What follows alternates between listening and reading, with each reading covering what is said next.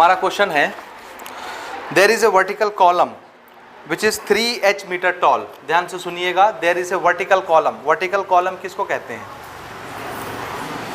इसको कहते हैं, नहीं, किसको कहते हैं वर्टिकल कॉलम? इसको कहेंगे vertical. So this is a vertical column. इसकी हाइट कितनी दी हुई है? 3h metre.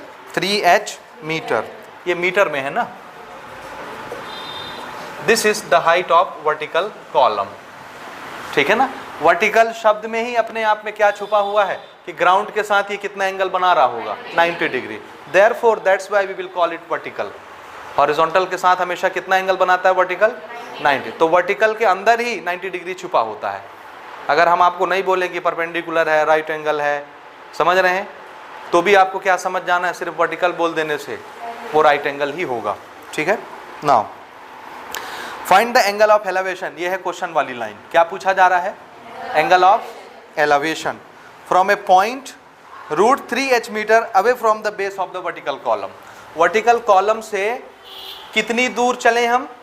√3h metre. कितनी दूर? √3h मीटर दूर चलिए और इतने दूर आकर के ग्राउंड में एक पॉइंट ले लीजिए। इस पॉइंट से यहाँ पर, इसके टॉप पर, टावर के टॉप पर या वर्टिकल कॉलम के टॉप पर जो एंगल ऑफ एलिवेशन बन रहा है, लेट अस सपोज थीटा, ये कितना बनेगा? समझ आया? तो बड़ा आसान सा सवाल है। जब एक एंगल एक साइड देता था तो एक साइड हम निकाल लेते थे। अब की बार दो साइड दे दिया है, एक एंगल पूछ रहा है। तीन ही तो अननोन क्वांटिटी होती है, एक ट्रिग्नोमेट्रिकल रेशियो एंगल के साथ और दो साइड। तीन ही अननोन क्वांटिटी होती है ना, एंगल और दो साइड। उसमें से हमेशा क्या दे रहा था हमको बार बार अभी तक? एक एंगल एक साइड। एक साइड हम निकाल ले रहे थे, अब की बार दो साइड दे दिया है, एंगल पूछ रहा है, निकाल लेंगे कि नहीं? बोलिए, इस एंगल के लिए ये क्या है और ये क्या है? तो परपेंडिकुलर बेस को इन्वॉल्व करने वाला कौन सा ट्रिग्नोमेट्रिकल रेशियो होता है? तो इसका tan देखेंगे तो परपेंडिकुलर अपॉन बेस हो जाएगा, h कैंसिल हो जाएगा, 3/√3 हो जाएगा। इसको लिख सकते हैं √3 × √3। एक √3 कैंसिल हो जाएगा, √3 बचेगा, है ना। tan थीटा इक्वल टू √3, तो थीटा कितना? 60 डिग्री। 60 डिग्री, ठीक है। तो एलिवेशन कितने का होगा? 60। Let us give it a name. This is A, B, C। ये सब ओरल क्वेश्चन है। आप अगर थोड़ा सा माइंड सेट करें तो आपको कलम कागज की जरूरत नहीं पड़ेगी, आप ऐसे ही बता देंगे आंसर कितना आने वाला है। मोस्ट ऑफ द क्वेश्चन इसके ओरल ही होते हैं, ओरल। बस आप घबरा जाते हैं थोड़ा सा देख के कि कैसे आने वाला है, ठीक है। क्वेश्चन बड़ा तो हम लोग घबरा जाते हैं कि अब क्या करें, अब क्या करें, ठीक है। चलिए, हम लोग क्या देख रहे हैं? In right angle triangle ABC, चूंकि हमारे पास इस एंगल के लिए परपेंडिकुलर ये बेस है, हमको परपेंडिकुलर और बेस इन्वॉल्व करना है, इसलिए इस एंगल का क्या देखेंगे? Tangent. Perpendicular upon base. Who is perpendicular? AB। Who is base?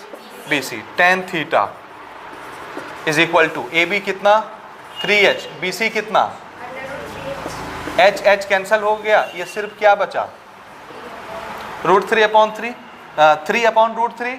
इस 3 को हम क्या लिख सकते हैं? क्योंकि देखो भैया, डिनोमिनेटर में रूट आया है, नहीं चलेगा, तो आप रेशनलाइज कर लीजिए अगर आपको प्रॉब्लम है तो। अदरवाइज इस 3 को क्या लिख सकते हैं? 3 क्या लिख सकते हैं? √3 मल्टीप्लाइड बाय √3 क्या होता है? समझे कि नहीं समझे? हाँ, और नीचे एक √3 है ही, ये एक कैंसिल हो जाएगा। ऊपर सिर्फ क्या बचा? एक √3 बचा और यहाँ पर थीटा आया। आप ये आ गया ना ट्रिग्नोमेट्री वाला केस पिछले चैप्टर का। किस एंगल का टेंजेंट √3 होता है? 60। तो इसको क्या लिखेंगे? tan 60 degree, tan theta, tan cancel, theta is equal to क्या आ गया? और यही थीटा क्या था? Angle of elevation. This is our answer, angle of elevation, ठीक है। समझ आ रहा है?